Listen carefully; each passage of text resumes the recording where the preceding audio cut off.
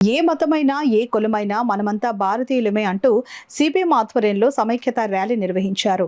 భిన్నత్వంలో ఏకత్వమే భారతీయ విశిష్టత అని ఈ సందర్భంగా పలువురు వక్తలు పేర్కొన్నారు.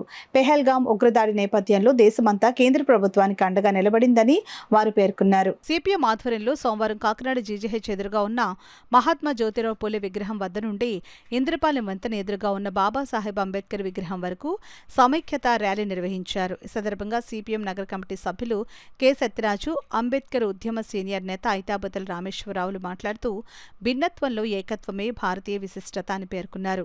పెహల్గాం ఉగ్రదాడి నేపథ్యంలో దేశమంతా కేంద్ర ప్రభుత్వానికి అండగా నిలబడిందని అన్నారు.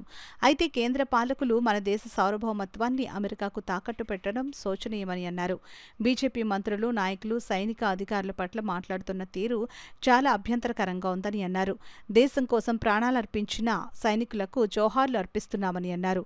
ఈ ర్యాలీలో సిపిఎం నగర కన్వీనర్ పల్లివెల్లి వీరబాబు, నగర కమిటీ సభ్యులు మలకా వెంకటరమణ, నాగాబతుల సూర్యనారాయణలతో పాటు Medisetti Venkataramana, Chandramalla Padma, K Veerababu, CH Vijay Kumar, J Seshu, S Vasu, Srikanth, Durgaprasad, Ravi, Bharathi, Rani, Pushpa, Mangatayaru, Krishnaveni, Kumari, Hussain, Varma, Abbas, Srinivas తదితరులు పాల్గొన్నారు. మతాలతోటి, కులాలతోటి, మరి ప్రాంతాలతోటి విభిన్నంగా రకరకాలుగా విడగొట్టేస్తున్నది బీజేపీ ప్రభుత్వం. ఎవడన్నా తప్పుగా మాట్లాడితే దాన్ని ప్రధానమంత్రి మాట్లాడకపోవడం, కేంద్ర ప్రభుత్వం మంత్రులు విమర్శిస్తే దాన్ని కూడా మాట్లాడకపోవడం సిగ్గుచేటు.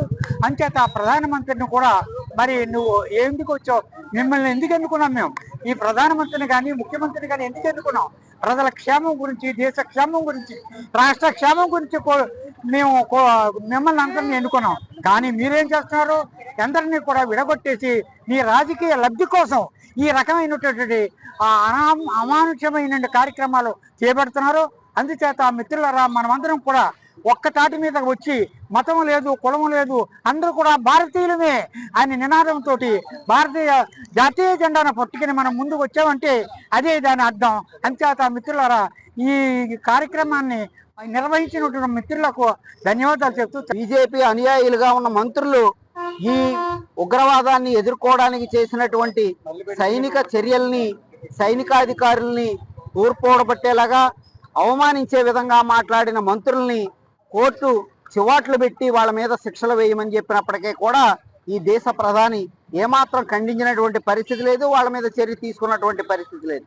ఈ నేపథ్యంలో భారత కమ్యూనిస్ట్ పార్టీ, మార్క్సిస్టు దేశవ్యాప్తంగా ప్రజల మధ్య సమైక్యత, ఐక్యత, మత సామరస్యాన్ని పెంపొందించడం కోసం ఈ సమైక్యత ర్యాలీని నిర్వహించాం. మన రాష్ట్రంలో ఉన్నటువంటి తెలుగుదేశం ప్రభుత్వం 83లో ఒక లౌకికవాదం కోసం, మత సామరస్యం కోసం, ఒక జాతీయ భావాలతో కూడినటువంటి ఎన్టీ రామారావు గారు ఈ తెలుగుదేశం పార్టీని నిర్మించారు.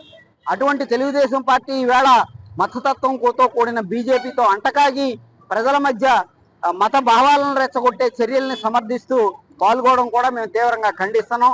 కాబట్టి దేశంలో ప్రజల మధ్య ఐక్యత, మత సామరస్యం ఉంటేనే ఏదైనా ముందుకు సాగేటటువంటి అవకాశం ఉంటుంది. అందుకని ప్రజలందరూ ఐక్యంగా ఉండాలి, మత సామరస్యంతో సమైక్యంగా ఉండాలని తెలియజేస్తూ సిపిఎంగా ఈ మత సామరస్యాన్ని పెంపొందించడం కోసం ఈ సమైక్యత ర్యాలీని నిర్వహించడం జరిగింది.